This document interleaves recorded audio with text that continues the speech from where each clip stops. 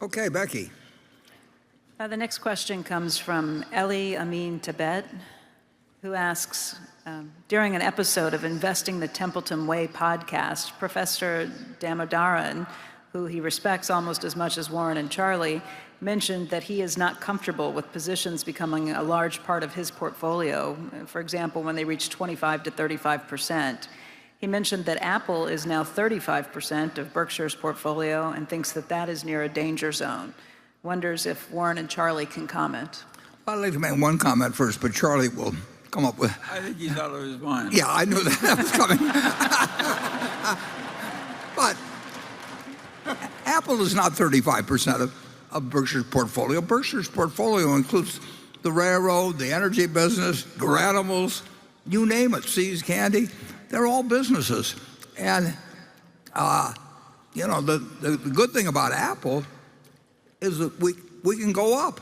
They buy in their stock, and instead of owning 5.6%, they got about 15 billion, 700 and some million shares outstanding. They get down to 15.25 billion without us doing anything. We got 6%. So we can't own more than 100% of the BNSF. We can't own more than 100% of Garanimals or See's Candy. And it'd be nice. We'd love to own 200%, but that just isn't doable. But they're all the same. They're good businesses. And to think that our criteria for Apple is different than the other businesses we own. It just happens to be a better business than any we own. And we put a fair amount of money in it, but we haven't got more money in it than we've got in the railroad. And Apple is a better business. Our railroad is a very good business, but it's not remotely as good as Apple's business. Apple, has a position with consumers where they're paying, maybe they pay $1,500 or whatever it may be for a phone, and these same people pay $35,000 for having a second car. And if they had to give up a second car or give up their iPhone, they'd give up their second car. I mean, it's an extraordinary product. We don't have anything like that we own 100% of, but we're very, very, very happy to have 5.6 or whatever it may be percent, and we're delighted every 1/10% that goes up. It's like adding $100 million to our earnings. I mean, our share of the earnings, and they use the earnings to buy out our partners, which we're glad to see them sell out too. The index funds have to sell if they bring the number of shares down. And, we went up slightly last year, and I made a mistake a couple of years ago, and I sold some shares when I had certain reasons why gains were useful to take that year from a tax standpoint. But having heard me say that, it was a dumb decision.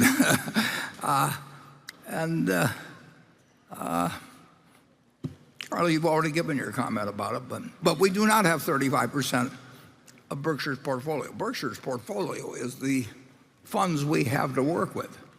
And we want to own good businesses, and we also want to have plenty of liquidity.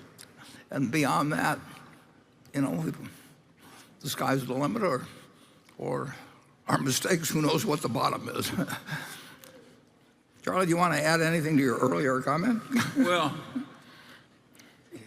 I think one of the inane things that's taught in modern university education is that a vast diversification is absolutely mandatory in investing in common stocks. That is an insane idea. It's not that easy to have a vast plethora of good opportunities that are easily identified. And if you've only got 3, I'd rather be in my best ideas instead of my worst. And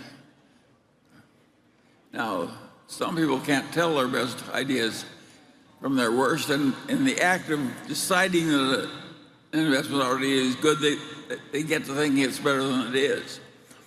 I think we make fewer mistakes like that than other people, and that is a blessing to us.